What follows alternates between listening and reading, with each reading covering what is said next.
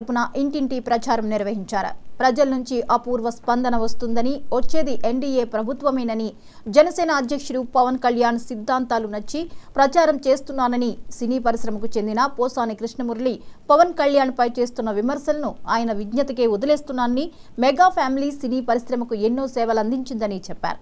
ఈసారి జనసేన కూటమి అభ్యర్థుల్ని గెలిపించాలంటున్న సినీ కొరియోగ్రాఫర్ జానీ మాస్టర్తో మా ప్రతినిధి బ్రహ్మేంద్ర ఫేస్ టు ఫేస్.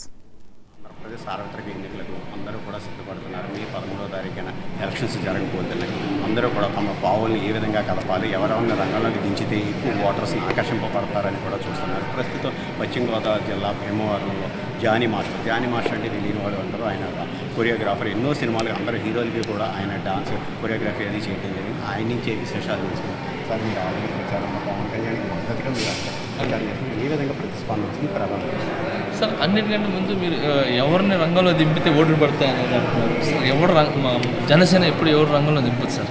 మాకు ప్రేమతోనే మా ఇష్టంగా జనసేన సిద్ధాంతాలు నచ్చి, పవన్ కళ్యాణ్ గారి సిద్ధాంతాలు నచ్చి మేమే వచ్చాం తప్ప పవన్ కళ్యాణ్ గారు జనం కూడా మా ఊరనే భావిస్తున్నాము. దీన్ని నిజంగా చాలా హ్యాపీగా ఉంది. నేను ఇక్కడ రావటం చాలా హ్యాపీగా ఉంది. ప్రతి డోర్ టు డోర్ వెళ్తున్నాను, వాళ్ళే చెప్తున్నారు మా ఇంట్లో 4 ఓట్లు ఉన్నాయి, 2 ఓట్లు ఉన్నాయి, 15 ఓట్లు ఉన్నాయని చెప్పి వాళ్ళే మీరు వెళ్ళండి సార్, మీకు గెలిపిస్తాను సార్ అని చెప్పి వాళ్ళు మాకు ధైర్యం చెప్తున్నారు, మాకు ఒక స్ఫూర్తినిస్తున్నారు వాళ్ళే. సో ప్రతి ఒక్క ఇంటికి పేరున ప్రతి ఒక్క మహిళకి కానీ, మన ఏమంటారు అన్నదమ్ములు కానీ, అక్క చెల్లెలు కానీ, మా అమ్మలు కానీ, అవ్వాతాతలు కానీ నిజంగా చేతులెత్తి జోడిస్తున్నాను. మీరు చూపించే ఆదరణ ఏదైతే ఉందో అది మాకు చాలా బాగా నచ్చింది. మేము చాలా హ్యాపీగా ఉన్నాము. ఖచ్చితంగా అదే ప్రేమ రేపు పోలింగ్ దగ్గర గాజు గుర్తుకు ఓటేసి భారీ మెజార్టీతో గెలిపింది. మన రాష్ట్రం బాగుంటుంది, మనం బాగుంటాం, మన పిల్లలు బాగుంటాం. ఇప్పుడు దాకా మన గురించి మనం ఓటేసుకున్నాము. ఈ ఎలక్షన్స్ చాలా కీలకమైనది. ఈ ఎలక్షన్స్లో మన గురించి కాకుండా మన పిల్లల భవిష్యత్తు గురించి జనసేనకి వెళ్తాం, కూటమిని గెలిపిద్దాం. కూటమిలో జనసేన, టీడీపీ, బీజేపీ కలిసి ఉంది. సో ఈ కూటమిని గెలిపించండి, మన రాష్ట్రాన్ని, మన ఆంధ్రప్రదేశ్ని కాపాడుతుంది. అలాగే సినీ ఇండస్ట్రీలో పోసాని కృష్ణమురళి, అలాగే అది కూడా ఈ జనసేన పార్టీ పవన్ కళ్యాణ్ తీవ్రంగా విమర్శలు చేస్తారు. మీరు సినీ ఇండస్ట్రీకి సంబంధించి అసలు ఏం ప్లాన్? సార్ నాకు తెలిసి అలీ గారికి కానీ, పోసాని మేము పోసాని గారు అంటాం, ఆయన పోసాని గారు కానీ. ఎందుకంటే ఆయనతో నేను జబర్దస్త్లో దేనిలో కూడా నా పక్కన ఆయనతో చేశాను, జడ్జిగా చేశాను. బేసిక్గా సార్ చిరంజీవి గారి ఫ్యామిలీ అని అంటే ఆయన ఒక వృక్షం అన్నమాట. ఆయన కింద చాలామంది మేమంతా వచ్చాము. ఈరోజు ఆయన వేసిన ఒక గింజ పెద్ద వృక్షం అయ్యి దాని కింద మేమంతా గాడ్ దే వల్ల హ్యాపీగా మేము బతుకుతున్నాం. సో అలాంటిది కళ్యాణ్ గారు, చిరంజీవి గారు కానీ, కళ్యాణ్ గారు కానీ ఎంత ప్రోత్సహించారు. ఈ పోసాని గారు కావచ్చు, అలీ గారు కావచ్చు, ఇంకా ఇండస్ట్రీ చాలామంది. సో ఎంత దగ్గరుండి ఎంకరేజ్ చేశారు, ఎంత ప్రోత్సహించారు అనేది మేము చెప్పడం కంటే జనాలకు బాగా తెలుసు. సో అలాంటిది ఈరోజు వేరే పార్టీలో ఉన్నారని చెప్పి వాళ్ళు విమర్శించడం అనేది అది వాళ్ళ విజ్ఞానానికి వదిలేస్తున్నారు. సో ఇప్పుడు మాకు కావాల్సింది నేనేంటంటే ఎవరిని విమర్శించడానికి రావాల్సింది ఇది నిజం, ఇది అబద్ధం అని చెప్తున్నాను.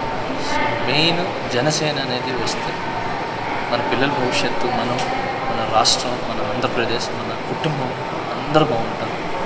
ఖచ్చితంగా మార్పు వస్తుంది. పథకాలు అనేది అందరూ ఇస్తారు సార్. పథకాలు అనేది అసలు పథకాలన్నీ మ్యాటర్ చేస్తారు. పథకాలతో పాటు ఉద్యోగాలు ఇస్తున్నామా లేదా, 10 మంది పిల్లలు ఉపాధి కలిగిస్తున్నామా లేదా. సో మెయిన్ అది వస్తేనే కదా సార్ బాగుంటుంది. రోడ్లు బాగున్నాయి. మనం ఇప్పుడు సపోజ్ పల్లెటూరులో ఎక్కడో ఉంటాం సార్, ఒక చిన్న పాము కాటేస్తుంది, అర్జెంటుగా హాస్పిటల్కి వెళ్ళాలి.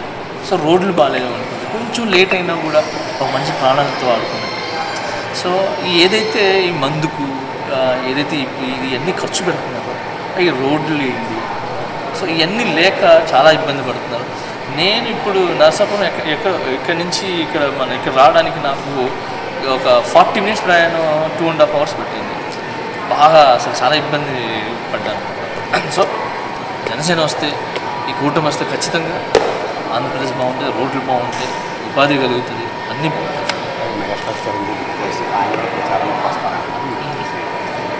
సార్ అందరు చెప్తున్నారు, నేను కూడా ఆయన వస్తే ఏం మాట్లాడతారో ఎలా ఉంటుంది అనేది నేను కూడా అందరిలాగా వెయిట్ చేస్తున్నాను సార్.